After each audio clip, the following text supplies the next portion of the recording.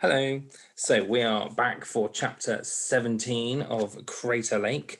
I have literally just this moment read this chapter to myself so I can see where it's going and then I can read it to you. And I have to say it is a good chapter. So settle in and prepare yourselves. It's only short, but it is good. Chapter 17, Stuff Gets Bad. Aid and I decide to leave the building by the back entrance and make our way around to the lake from the outside. It's late afternoon and there's no breeze to relieve the scorching heat. The air smells stale like last week's PE kit and my skin itches.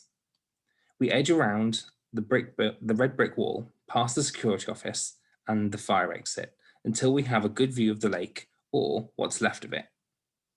They are draining it, Adrian says. Look, they've dug a channel that leads out of the crater for the water to run down. I think that's a pump they have running too.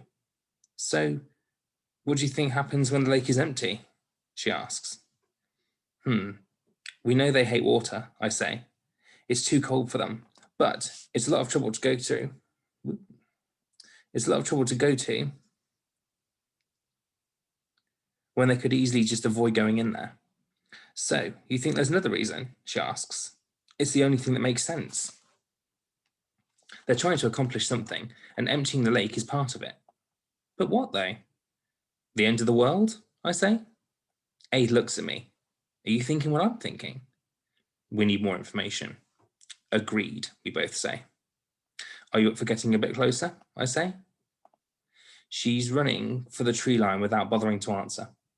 You have to respect her conviction. She's a girl who gets things done. I guess there are pros and cons to this alien invasion business, but one major bonus has been spending more time with Adrian. All those years at school together, and I never really knew her at all.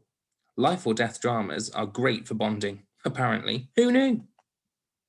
We use the trees as cover and make our way around the main clearing to a place where the lake comes closest to the trees, separated only by a path just wide enough for cars to drive down.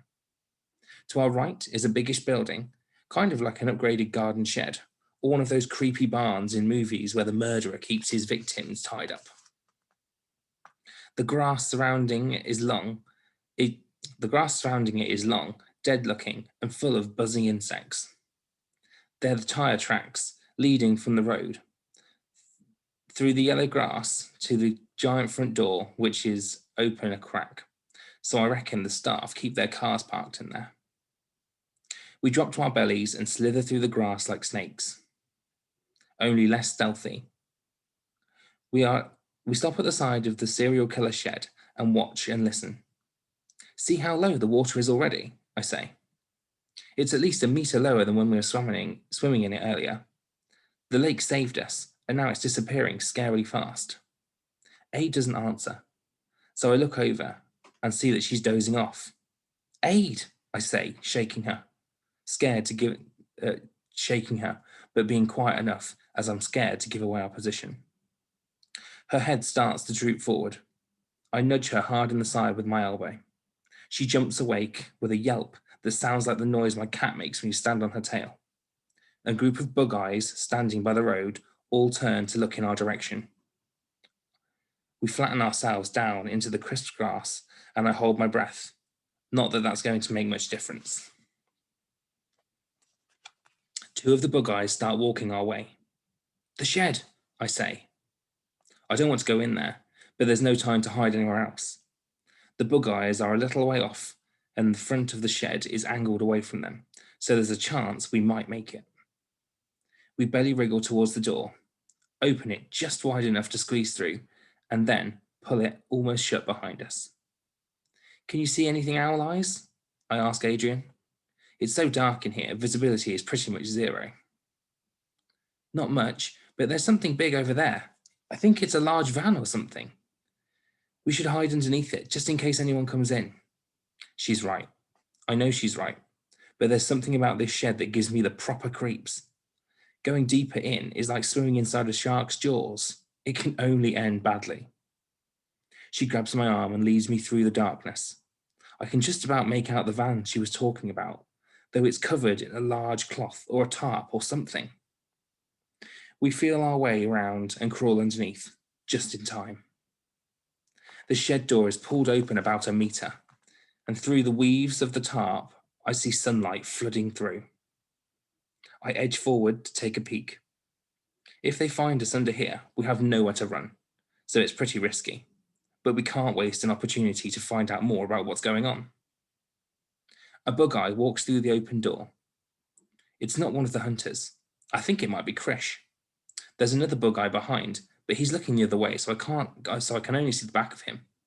It looks like the same guy that Hawk had tied to the chair in the office. There doesn't appear to be anything out of place here, Chair Guy says. Oh, no, sorry. There doesn't appear to be anything out of place here, Chair Guy says. It's possible the noise was an animal, but we must be cautious. The other bug-eye is definitely Krish. He's gazing around the shed. I don't think I've ever held my body so still. It's almost painful. This stage of the incursion is vital. The lake must be emptied. We cannot delay. But we're on course, says Chair Guy. The lake will be drained by sunrise. The sun's heat will reach our brothers and sisters who have been trapped under that repulsive water for so many years. Then they will be free to fly and find new bodies to take root in. It will be liberating to leave the confines of this crater, says Krish. Nothing will stop us. Chair Guy turns around, and my heart almost bursts out of my chest. I see nothing unusual here, says Krish. Let's get back to work. The bug-eyes leave the shed. My heart is still pounding and my mouth is dry. We wait a minute before moving. Then we inch out from our hiding place. Aid, I say, did you notice that bug-eye? Did you recognize him? The older one. There was something familiar about him, she says, but I can't work out where I know him from. I swallow. Take a breath. Aid, it was our bus driver. Our driver? She asks.